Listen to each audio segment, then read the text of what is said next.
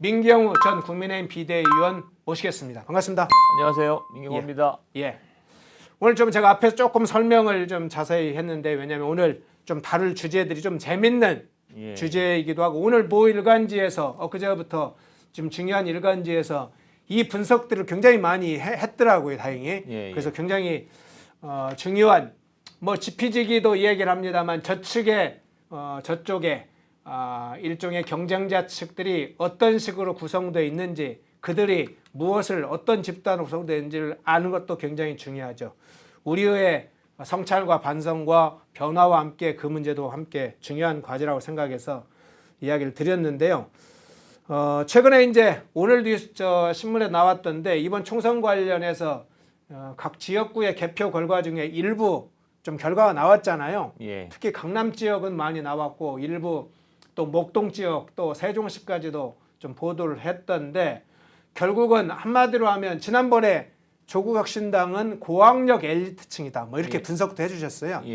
근데 결국 이제 압축적으로 강남 좌파당 이렇게도 이제 이야기를 하는데 그게 조국혁신당이다 이렇게 확인하는 작업이 되는데 어쨌든 요 조사 결과를 보면서 어떤 지금 확인되는 게 어떤 내용입니까? 먼저 조사 결과를 소개해야 될 것 같은데 조사 결과가 예상보다 더 좀 잔인하게 나왔습니다. 그러니까 중앙선관위에서 조사한 거고 행정동이라고 부르나 봐요. 그러니까 무슨 동동 그러잖아요. 한동안을 행정동이라고 그러죠. 그 중에서 그러니까 그리고 소득 분위를 5분위 또는 10분위로 나누는데 그러니까 9분위, 10분위. 그러니까 상위 20% 되는 분들이 사는 곳. 그러니까 세후 소득 489만 원이라고 하니까 그게 40곳이 있는데 거의 100% 그러니까 조국혁신당이 민주당보다 100% 그 40곳 모두에서 더 지지율이 높았다 이런 내용이죠. 그 다음에 조국혁신당이 앞선 나머지 69곳의 경우에도 8분위, 7분위, 6분위다. 그러니까 상위 50% 지역이다 이런 내용이고 나머지는 뭐 대동소이한 내용인데. 그러니까 저희는 이제 조국혁신당이 좀 부자, 그다음에 민주당의 전통 지지율보다는 좀 고소득자일 것으로 추정을 하기는 했는데 이렇게까지 그냥 전부 다 100%. 그러니까 9분위, 10분위, 행정동 40곳 전체가 다 조국혁신당보다 그러니까 조국혁신당이 민주연합보다 소득이 높을 거라고는 생각하지 못했어요. 이렇게까지 통계가 이렇게 투명하게 드러나기가 쉽지 않고. 이게 하나고요. 이건 또 선관위 분석이기 때문에 굉장히 공신력 있는 분석이고 또 하나 중요한 분석은 호남의 경우 전라남북도 그다음에 광주 지역에서 조국혁신당이 45% 정도의 지지를 받은 것으로 다른 여론조사에 나와 있습니다. 그러니까 전체적으로 보면 조국혁신당의 경우 서울의 수도권에 있는 고소득자와 고학력 고소득자와 호남으로 구성되어 있다. 그리고 그 정도가 매우 뚜렷하다 이렇게 볼 수 있을 것 같습니다. 통계가 구체적으로 말해주네요. 그간에는 서로 이제 내부에 좀 예측성 분석들이 많았는데 실제 투표 결과를 개표를 해보니까 행정동을 분석을 해보니까 특히나 서울 강남 지역의 거의 모든 행정동 더불어민주연합하고 그러니까 야권 지지층 내에서죠 물론 더불어민주연합 그거 한번 띄워주시겠습니까? 더불어민주연합, 민주당의 이성 정당이죠. 더불어민주연합하고 조국혁신당 비교해보니까 조국혁신당이 다 높았다. 훨씬 더 많이 득표했다. 표 차이로 저렇게 나는 거예요. 더불어민주연합과 조국혁신당 표 차이가 지금 대치 1동에는 764, 신사동에 149 쭉 저렇게 해서 민주당 이성 정당보다 훨씬 높게 나오더라. 이제 이런 결과를 지금 우리 민경우 비대위원께서 이 얘기를 해주셨는데 제가 이 질문을 먼저 좀 드려야 되겠습니다. 보통 일반적으로 이제 중산층이나 부유층, 주로는 이제 재산이라든가 종부세라든가 이런 들에 대해서 민감한 층들은 일반적으로 보수화된다고 하지 않습니까? 그런데 이제 물론 저 분석은 야권 지지층 내에서 조국혁신당이 높게 나왔다 이런 분석이긴 하지만 이런 강남 부유층들이 왜 조국혁신당을 저렇게 지지했는지 그것부터 우선 보수화될 어떤 강남 지지층의 일부가 일탈을 해서 그것도 그중에 조국혁신당 쪽으로 갔단 말이죠. 왜 그렇다고 보십니까? 그 역사적 뿌리가 있을 거라고 보이는데요. 그러니까 87년, 70년대, 80년대 민주화 운동은 서울에 있는 그러니까 좀 대학생들이 주도를 한 겁니다. 근데 이 친구들이 한국 자본주의가 팽창을 하면서 자연스럽게 중년이 되면서 한국 자본주의의 팽창과 더불어 고소득자가 된 거죠. 뭐 전문직에 종사하거나 아니면 뭐 사업을 하거나 해서 고소득자가 된 건데, 근데 생각 자체는 87년 또는 80년대 민주화 운동에 어떤 머물러 있는 상태예요. 그러니까 자본주의의 팽창과 더불어서 자연스럽게 고소득자가 됐는데, 생각은 80년대 민주화 운동에 머물러 있기 때문에 이 친구들이 이제 조국혁신당을 지지하는, 그리고 민주당 계열 중에서도 민주당보다 더 급진적인 조국혁신당을 지지하는 일종의 디커플링, 그다음에 착시 현상, 지금 제목에 잘 다룬 것처럼 집단 최면 상태에 있다고 봅니다.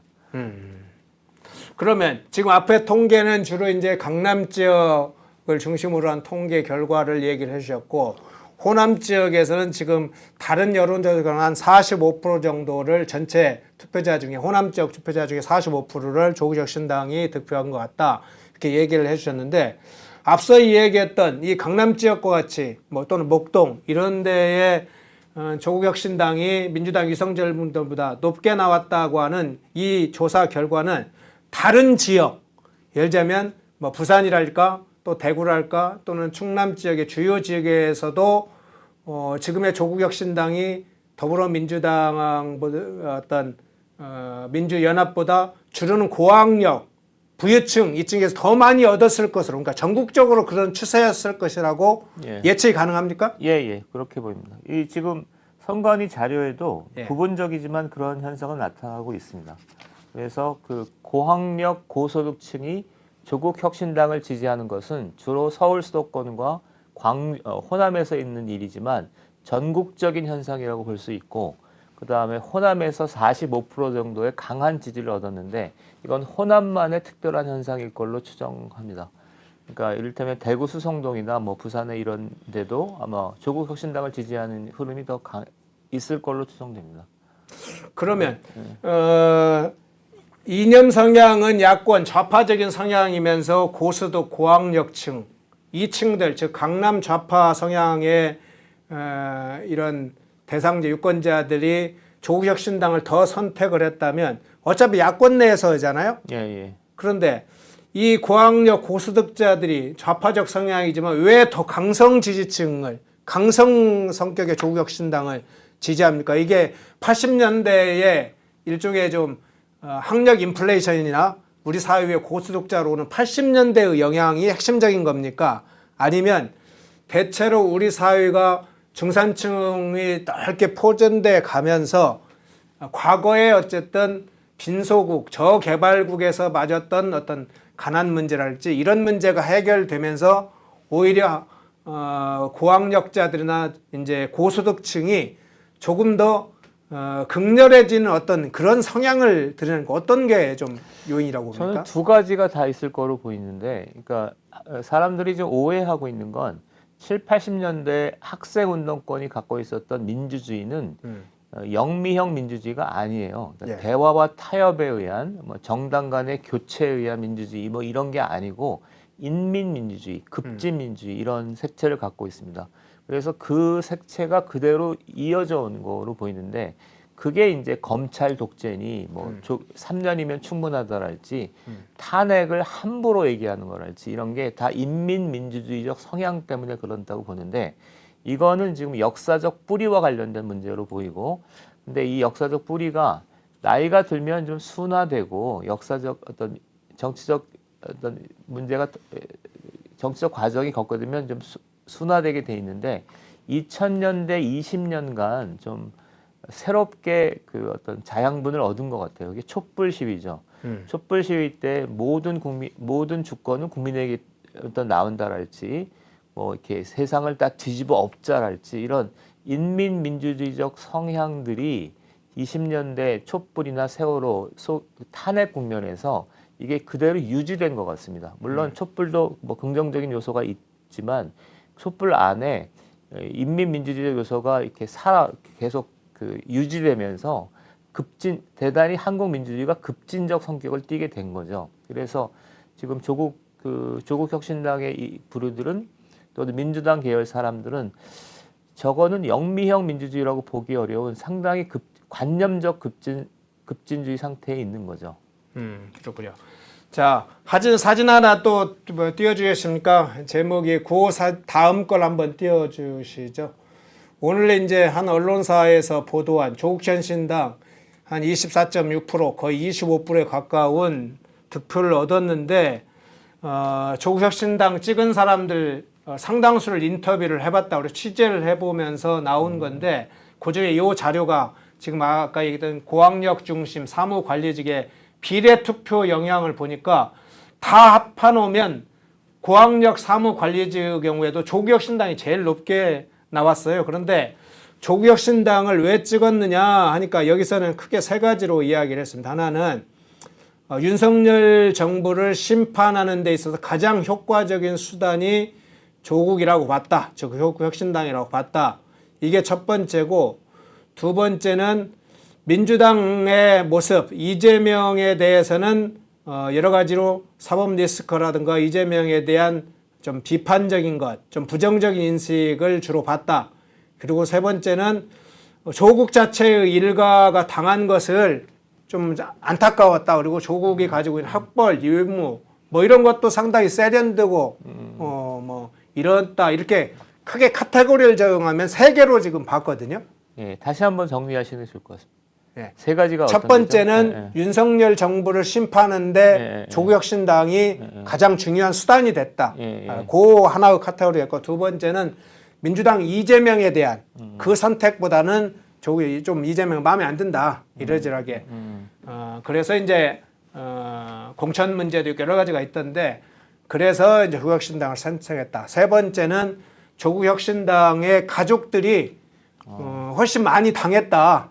그만큼 뭐 조국혁 신당하고 정경심 교수 딸 조미는 뭐 예를 들자면 학교 문제도 고졸이 됐고 정경심도 구속됐는데 실제로 윤석열 대통령 부부는 이 사건에 대해서 수사라도 제대로 받았느냐 뭐 이런 거 동정심 비슷한 거하고, 또 하나는 외모, 학벌, 발언 이런 것도 굉장히 세련되다. 요 하나의 그 카테고리가 있더라고요. 조국에 대한. 그러니까 아주 흥미있는 얘기로 설문으로 보이는데, 저는 두 번째부터 얘기를 하면 이재명보다 조국 이쪽에 대해서 고학력 사무관리직들이 더 정서적 애착감을 갖는 것 같습니다.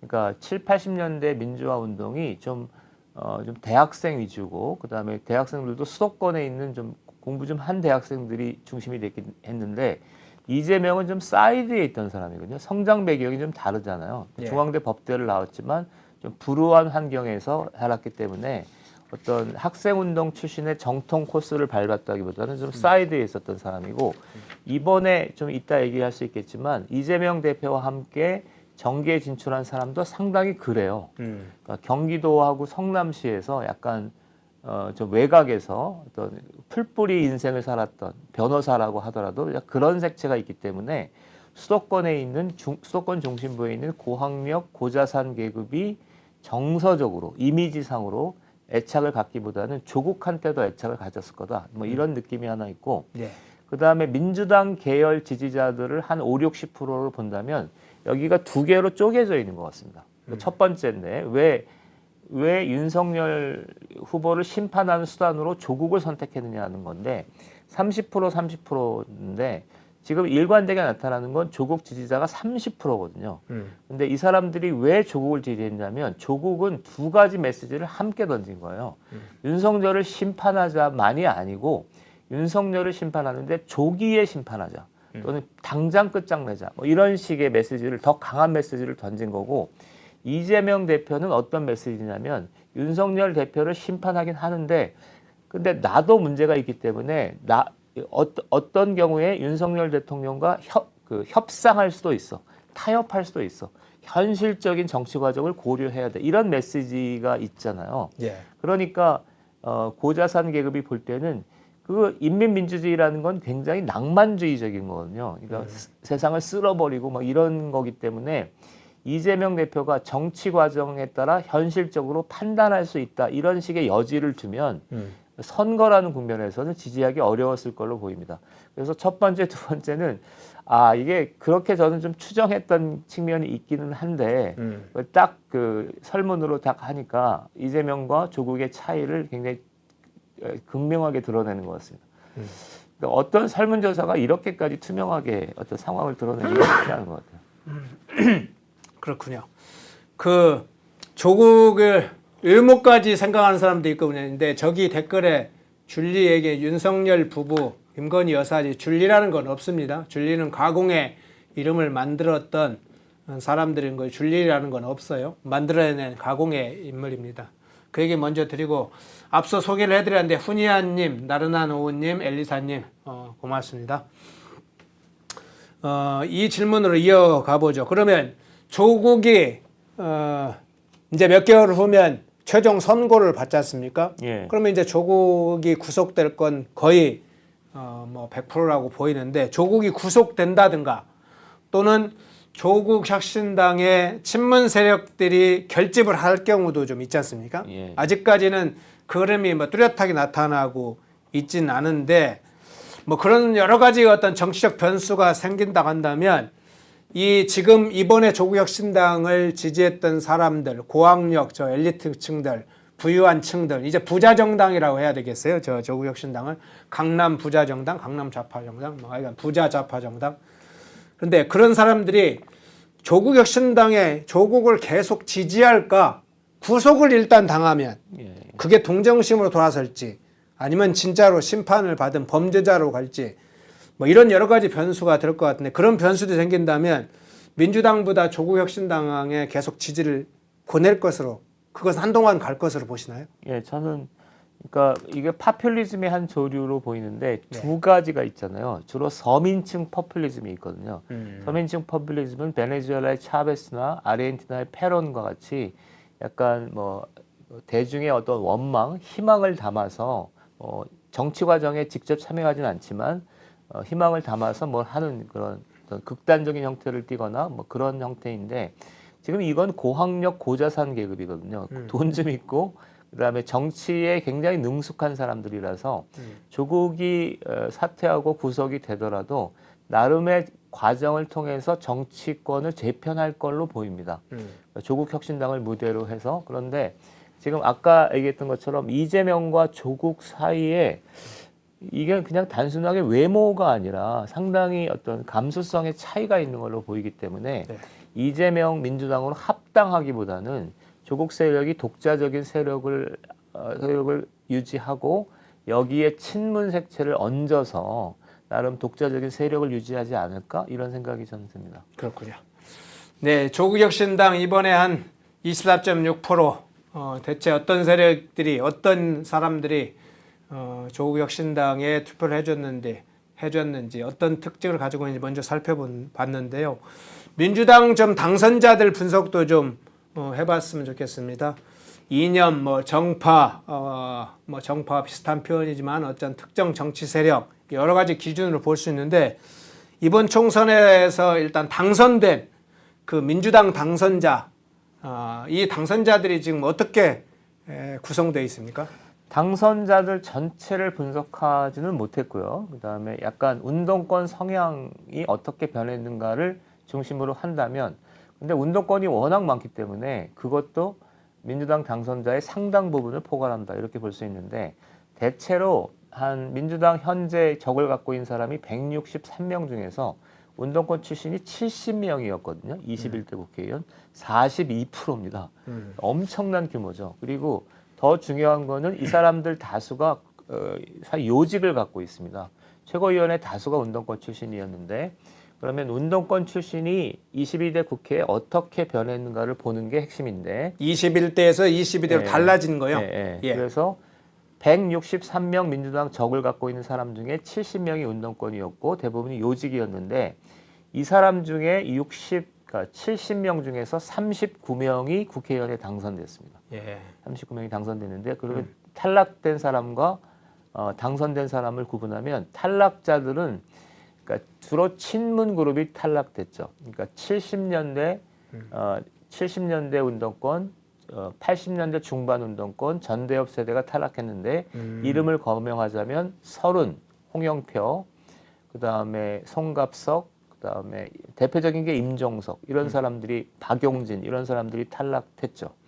그래서 일각에서는 이재명 대표의 친명 공천 과정에서 운동권이 대거 탈락했다. 운동권 문제는 없다. 이렇게 보는 분들이 계셨는데 그러면 누가 살아남았냐면 사실은 대부분의 운동권이 살아남았습니다. 운동권 70명 중에 39명이 살아남았으니까 탈락한 사람을 빼면 운동권 다수가 살아남았는데 예를 들어서 김민석, 그다음에 김태년, 윤호중 이런 좀 굵직한 중진 연령들 살아남았고 그다음에 대표적으로 누가 살아남았냐면 전대협 2기가 살아남았어요. 전대협 2기. 네. 아, 전대협 2기를 잘 모르실 텐데 전대협 2기를 주목하셔야 되는 게 전대협 2기가 88년에 87년 6월 민주화운동이 끝나고 나서 네. 92년 정도까지를 전대협 2기라고 하는데 네. 전대협 2기가 운동권 문제의 핵심입니다. 그리고 두 번째는 가장 숫자도 많고 민주당 내에 영향력을 갖고 있는데 예를 든다면 정청래, 한병도, 진성준, 그다음에 무슨 서영교 이런 사람들이에요. 그래서 숫자도 많고 그다음에 현재 나이도 한 50대 중후반이기 때문에 50대 중반 정도 되기 때문에 민주당 이재명 체제의 요직을 차지하고 있죠. 그래서 전체적으로 운동권만 본다면 운동권이 많았는데 운동권 중에서 친문 그룹, 586 상징 그룹은 좀 그 공천에서 배제되고 나머지 운동권 대다수가 살아남고 그다음에 새롭게 전대협 2기를 중심으로 해서 친명 체제가 들어섰다 이렇게 볼 수 있고 다시 한번 종합하겠습니다. 그다음에 두 번째는 누가 살아남았냐면 그 운동권을 대체하는데 누가 들어갔냐면 뭐 친명 변호사랄지 양부남 뭐 이런 사람들이 살아남아서 전체적으로 현재 21대 국회는 운동권이 민주당의 중심이었다면 이번에는 운동권 중에서 누가 중심이냐? 운동권 중에서 전대협 2기를 중심으로 해서 친명 공천에 동의했던 그런 정치적으로 맹종했던 사람들, 그 다음에 운동권하고는 거리가 있는 친명 친위 그룹, 여기의 연합 체제로 볼 수 있는 것 같습니다. 그리고 세 번째 운동권 문제와 관련해서 중요한 거는 한총련은 많이 얘기가 됐었는데 네. 한총련은 거의 배제된 상태고 그다음에 진보당은 비례대표 과정에서 진보당이 한 4석 정도를 차지했거든요. 근데 진보당은 최대 수혜자 중에 하나죠. 교묘하게 비례대표를 활용해서 4석 정도를 얻게 됐는데 뭐 설왕설래는 있었지만 진보당은 목적을 달성한 것으로 보입니다. 일단 러프하게 이 정도입니다. 네. 과거에 그러면 이제 운동권 민주당의 21대 주로 이제 다수의 의원 거의 한 50%는 안 되지만 40 몇 프로의 운동권 출신들이 상당도 요직에 있었던 사람들을 보면 운동권들 중에 요직 중에 전대협 1기가 상당히 주류였는데 그 중에 좀 변화가 돼서 두 그룹으로 지금 나눠졌네요. 그러니까 친명 성격이 강하지만 하나는 전대협 2기 그룹, 예. 하나는 그런 전대협 2기 출신과는 조금 다른 뭐 직능 조직이랄까 이렇게 예. 직업적 성격을 가진 변호사, 요 관련된 친명 친위 그룹 예. 이 두 가지가 이번 당선자들의 인적 구성의 주요 특징이다. 예. 이렇게 이제 보시는군요. 그러면 이 문제와 자연스럽게 연관해서 국힘이 이제 이번 총선에서 패배를 했기 때문에 국민의힘의 선거 전략이 당연히 실패했다고 뭐 이렇게 평가도 할 수 있는데 정말로 다 실제로 이제 실패를 어느 정도 했는지도 하나 점검하는 김에 이걸 여쭤볼게요. 국민의 이번 선거 전략의 핵심 선거 전략 중 하나가 운동권 청산이었지 않습니까? 그러면 이 핵심적인 선거 전략은 결과적으로는 총선에서 뭐 졌으니까 다 실패한 거다 이렇게 봐야 되는지, 즉 실효적인 결과 측면에서 볼 때 그건 어떻게 좀 판단을 하고 계세요? 결론적으로 얘기한다면 실패했다고 생각합니다. 그러니까 운동권은 청산됐을 수도 있고 약화됐을 수도 있고 그대로 유지될 수도 있고 번성할 수도 있잖아요. 근데 지금은 그대로 유지되었거나 오히려 운동권의 영향력이 강화된 걸로 보입니다. 그러니까 과거의 운동권 그룹은 그러니까 운동권이라는 카테고리에 묶기보다는 그냥 운동권 출신들이 많다 이런 분위기였는데 이번에 이재명 체제가 들어서는 과정에서는 운동권 세력이 상당히 중요한 역할을 한 것 같습니다.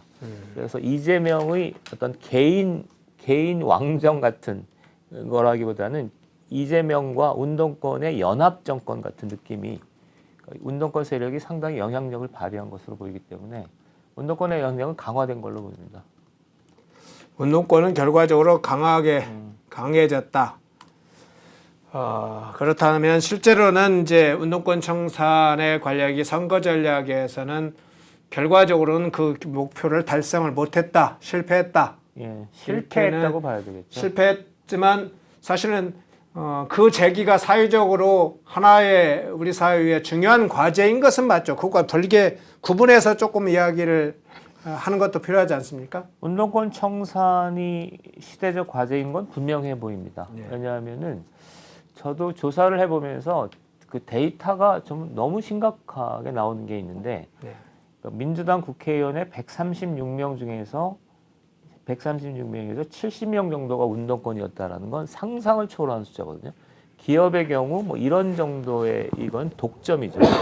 그래서 기업 분할하거나 뭐 이러는 거기 때문에 그렇고 국민적 여론도 나쁘지 않았어요. 그래서 운동권 청산 과제는 분명했던 것 같은데 이게 이제 어떤 문제가 있었다고 보냐면 첫 번째는 좀 과도하게 설정된 건 있는 것 같습니다. 과도하다는 건 이 전체적으로 운동권 청산 이런 화두는 거의 없었던 것 같은데 그 한동훈 위원장이 비대위에 출범을 하면서 문제 제기를 하면서 갑자기 달아올랐던 주제로 보이고 예. 그러면서 이게 시대적 과제나 시대 정신이나 이렇게 얘기하는 건 조금 더 오바였지 않았을까 이런 생각이 들고 두 번째는 그러니까 전체적으로 운동권 청산 문제에 대한 축적된 공부나 축적된 지식들이 없으니까 전체적으로 그러니까 어떤 고비마다 상황에 탄력적으로 대응하지 못한 것 같아요. 특히 핵심적으로는 임종석 대표가 공천에서 탈락됐을 때 이게 운동권 문제의 끝을 얘기하는 게 아니었거든요. 그런데 임종석 대표가 공천에서 탈락되면 이제 운동권 문제는 거의 끝난 거 아니냐, 뭐 이런 분위기가 있었던 것 같고, 그건 이제 그다음에 세 번째는 그 운동권 문제에서 너무 좀 이렇게 지나치게 신비화되거나 악마화된 게 있었어요. 이를테면 한총련 문제, 경기동부연합 문제, 진보당 문제는 운동권 문제에서 작은 문제거든요. 제가 볼 때 핵심은 전대협 2기였는데 전대협 2기에 대해서 거의 아무도 잘 모르는 상태였기 때문에 그러니까 그냥 운동권 문제가 제기되니까 한총련, 뭐 진보당, 뭐 종북 뭐 이렇게 분위기를 몰아갔는데 정작 그거는 그렇게 큰 문제는 아니었기 때문에 이게 그런 문제들이 어떻게 보면 좀 해결이 됐거든요. 그러니까 한총련 문제가 해결이 됐어요. 예. 한총련 멤버들은 거의 못 올라왔죠. 그리고 그러면서 미궁에 빠져버린 게 하나 있고 그다음에 또 중요한 문제 중에 하나는 청년 문제와 강하게 결합했어야 된다. 그러니까 청년 문제 중에서 연금 개혁 같은 거. 그러니까 결국 586 문제라는 건 운동권 문제라는 건 청년들의 어떤 입장에서 미래를 개척하는 문제이기 때문에 운동권 문제가 연금 개혁 뭐 이런 문제랑 결합되어야만 힘이 제기되는 측면이 있고 그 다음에 저런 게 있습니다. 그러니까 이를테면 이재명 대표의 쉐쉐 발언이랄지 예. 김준혁 씨의 뭐 박정희 대통령의 성상납 발언이랄지 그다음에 김준형 그 비례대표 의원의 한미동맹 가스라이팅 발언 같은 건 운동권 문제랑 사상적 문제랑 연동돼 있거든요. 근데 그런 거를 제기할 만한 지금 축적된 공부가 안 돼 있기 때문에 그런 것들이 다 파편적인 문제로 흩어지면서 운동권 문제는 유실된 것 같습니다. 그러니까 실패, 그렇게 생각합니다. 예. 운동권 청산 이 문제와 관련해서 어떤 분한테 제가 어떤 분과 이야기를 하면서 이런 공감을 좀 했어요. 운동권 청산 구호는 있었으나 사실은 컨텐츠가 없었다. 지금 아까 이제 얘기했던 이 운동권 청산에 대해서 구체적으로 싸울 만한 축적된 준비가 있었냐하고 비슷한 내용인 것 같습니다. 그러니까 주로 터지는 사건들이나 이런 거에 대해서 그리고 구호로는 뭐 운동권 뭐 이렇게 막 청산해야 된다 이렇게 대해서 외치고 임기응변하는 식으로 대응했지. 예. 그걸 스토리텔링 하는 식으로 해서 사실은 그걸 준비를 안 했단 말이죠. 예. 그러다 보니까 시간이 지나면서 반복되는 구호에 대해서 지루해지고 지루해지죠. 소구력도 약해지고 파급력도 좀 큰 영향이 점차 없어지고 그랬다 이런 분석이 있더라고요. 그러니까 운동권 청산의 어떤 것이는 여러 선거 전략 중에 그것만은 아니지만 필요했지만 실제로는 컨텐츠 부족, 준비 부족에서 사실은 그걸 뒷받침해주지 못함으로써 더 높게 점핑할 수 있었는데 운동권 청산이 효과적으로 거기에 실패한 게 아니냐 뭐 이제 이런 이야기도 좀 있더라고요. 비슷한 좀 진단인 거. 그렇게 보입니다. 충분히 운동권 문제를 끌고 갈 수 있는 끌고 갈 수 있는 아젠다들이 충분히 있었는데 그거를 끌고 갈 만한 준비 정도가 현저히 부족해서 제기되는 문제들을 적절히 소화하지 못한 게 문제였던 것 같습니다. 예. 좀 다음 주제 넘어가 볼까요? 뭐 우리 주제도 이야기를 해야죠. 이제 여러 가지 이야기를 해야 되지만 방금 우리 주제가 하나였습니다만 마침 어제 이제 여당 국민의힘 원로들이 모여서 지금 이번 총선 참패와 관련해서 좀 쓴소리를 당과 정부에 했다고 하죠.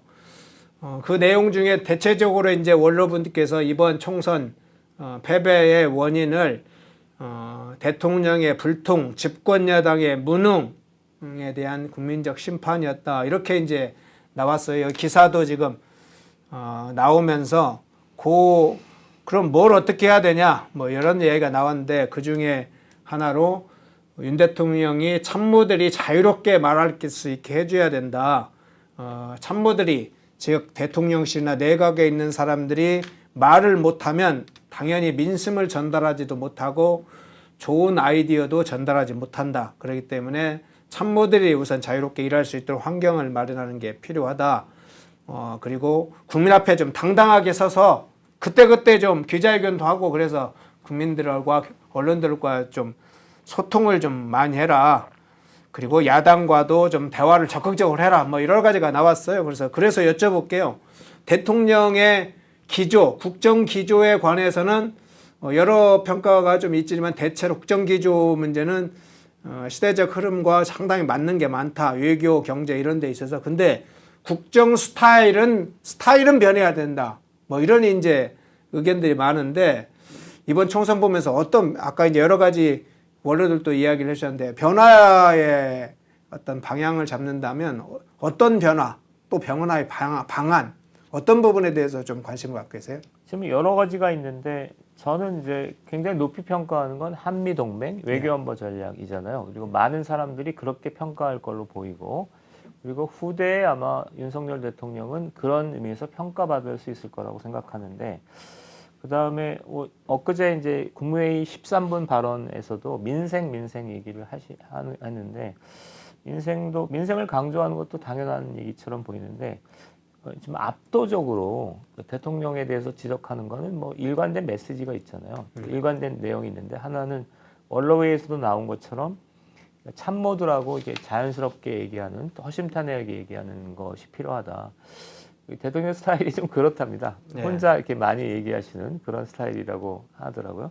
그다음에 두 번째는 그러니까 일방향의 어떤 전달은 굉장히 명료한 것 같아요. 그러니까 어떤 텍스트를 가지고 이렇게 읽는다랄지 이럴 때는 굉장히 힘도 있고 배포도 느껴지고 그다음에 명료한데 그것이 아니라 이렇게 기자회견을 하면서 상호 이렇게 주고받는 대화 그런 속에서의 유연함, 순발력 이런 건 좀 부족해 보이죠. 입틀막 같은 사건이니까. 그러니까 오바마나 뭐 이렇게 노무현 대통령이 보여줬던 그 유연함 이런 건 좀 부족해 보이시는 것 같고 그러면서 전체적으로 그 다음에 또 하나는 어땠을까 싶긴 한데, 그러니까 여야 영수회담이랄지, 그 다음에 뭐 기자들과의 뭐 도어 스태핑이랄지, 뭐 이런 어떤 스킨십을 하는 것들을 전반적으로 잘 못했잖아요. 예. 그리고 저는 이건 대통령의 스타일일 것 같은데 이런 영역을 그 야당이나 일부 언론에서 교묘히 파고들면서 상황을 악화시킨 측면이 있는 거잖아요. 대부분 그렇다고 생각합니다. 그러니까 뭐 난리면이 어쩌고 뭐 그런 것도 그렇고 그다음에 최근에 뭐 대파 사건도 그렇고 그러니까 어떤 대통령이 갖고 있는 어떤 그 부분적인 이런 약점들을 파고들어서 막 이걸 증폭시키는 거기 때문에 전체적으로는 그렇다고 보고 그다음에 제가 지금 굉장히 우리가 이제 판단해야 될 거는 어떤 시점에 있냐면 그 지금 이게 통상적인 정국 운영은 아니잖아요. 네. 그러니까 어떻게 보면 탄핵으로 갈 수도 있는 굉장히 비상 상황이기 때문에 비상 상황에 맞게 첫 번째는 뭐 힘들더라도 전 대통령이 이 영역을 개척해야 된다, 뚫어야 된다고 생각합니다. 그러니까 뭐 민생, 외교, 안보 이거는 그냥 그거는 그것대로 잘 해야 될 거라고 생각하는데 소통의 영역, 그다음에 불통 이미지 이거를 뚫지 않으면 그 대통령이 어떤 약점에 비해서 이거를 너무나 증폭되는 양상으로 되기 때문에 이 증폭되는 이 현상 자체를 그냥 객관적으로 인정을 하고 이 영역을 뚫지 않으면 조금 안 좋은 방향으로 가지 않을까 이렇게 생각합니다. 그렇군요. 예, 마지막으로 하나 요 질문을 좀 드릴게요. 어제 가장 뜨거운 뉴스는 역시 이제 총리 박영선, 비서실장 양정철 문제였었죠. 대통령실에서 바로 이제 물론 이제 보도가 나온 후에 몇 시간 후에 이거에 대해서 논의는 된 바 없다, 오보이다 이제 이런 얘기를 해서 조기 진환했는데 그 후에 또 추가적인 얘기들이 계속 나오고 있습니다. 이관섭 비서실장이 사실 사의를 표명을 했지만 아직 사표가 처리가 안 됐기 때문에 지금 이관섭 비서실장이 그 임무하고 있는데 비서실장의 직위 중에 중요한 직위 중에 하나는 인사위원장, 공무원 인사위원장이라는 거예요. 공무원의 인사권을 가지고 있습니다. 그런데 대통령의 참모회의에서도 어제 그 얘기가 나왔다고 해요. 어떻게 이관섭 비서실장도 모르는 일이 제3지역, 즉 윤석열 대통령의 측근이라고 알려진 다른 사람 측에서 이야기가 제기돼 가지고 이런 것으로 난리를 만드느냐. 그러니까 이런 일이 없다 이게 아니라 대통령실 내에 관련자와 연관되어 있는 다른 참모들이 이 사단을 일으켰다. 그런 취지로 이야기를 하면서 대통령실 참모실 내에서도 상당히 격론을 좀 벌여졌다고 그래요. 그래서 시스템이 이건 대통령실 인사 시스템을 붕괴시키는 거다. 이런 이제 격정적인 이야기도 오갔다고 좀 하는데 뭐 이 이야기 그 이외에도 여러 가지가 아직 있습니다. 뭔가 이제 문제가 있었던 것 같아요. 대통령이 뭐 직접 검증을 해봐라 안 해봐라 거기까지는 가지 않았더라도 제 3의 움직임이 있었다 이런 것까지는 대체로 이제 추가적으로 확인이 되고 있는데 그래서 보수층이 굉장히 충격을 좀 받았어요.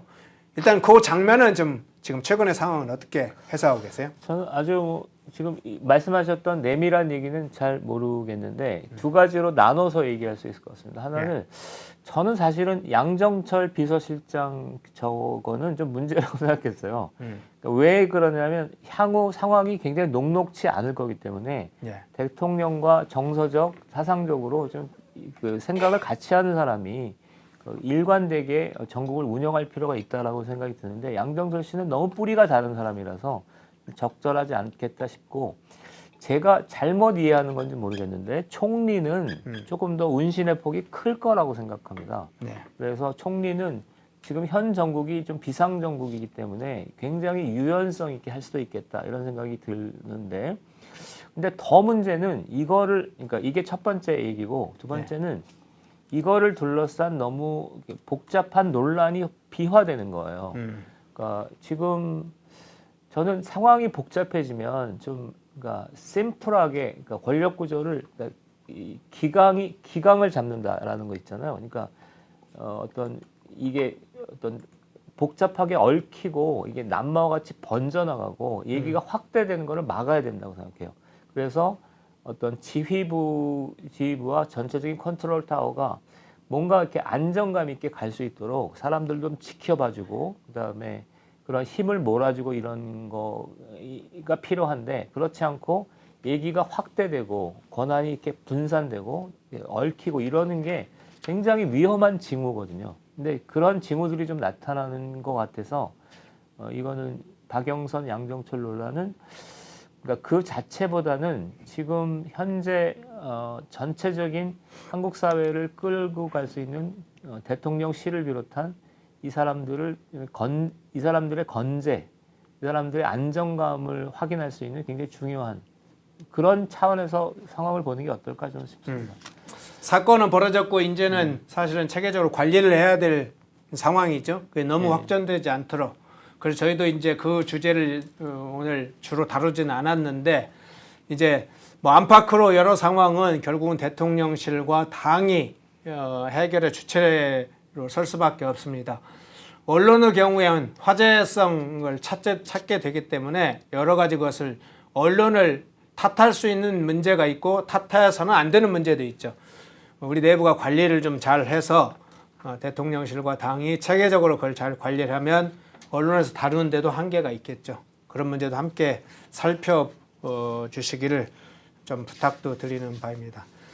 예, 우리 민경우 전 비대위원님 모시고 조국 혁신당 특히 이제 강남 좌파의 어떤 여러 가지 것을 분석을 했고 광남 좌파의 집단 체면까지 이야기를 해봤습니다. 그리고 민주당 당선자들이 이번에 21대와 다른 점 이렇게 좀 살펴봤습니다. 예, 민경우 전 국민의힘 비대위원이었습니다. 고맙습니다. 고맙습니다. 예.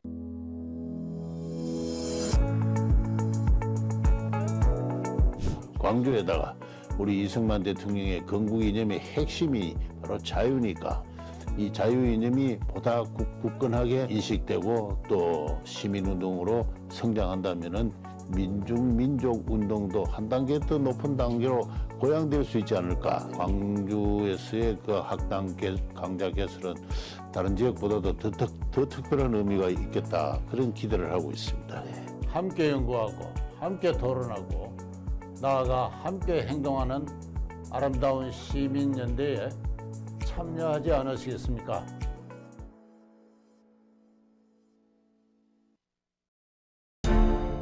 모두가 숨죽이고 침묵하던 시절 펜앤마이크는 앞장서 자유와 민주를 외쳤습니다. 자유파 정권 탄생을 위해 싸웠습니다. 2024년에도 펜앤마이크는 쉼없이 달려갑니다. 2024 총선 자유파 승리를 위해 노력하겠습니다. 자유민주주의 체제수호의 선봉이 되겠습니다. 왜곡된 대한민국 역사를 바로 세우겠습니다. 관심과 사랑 부탁드립니다.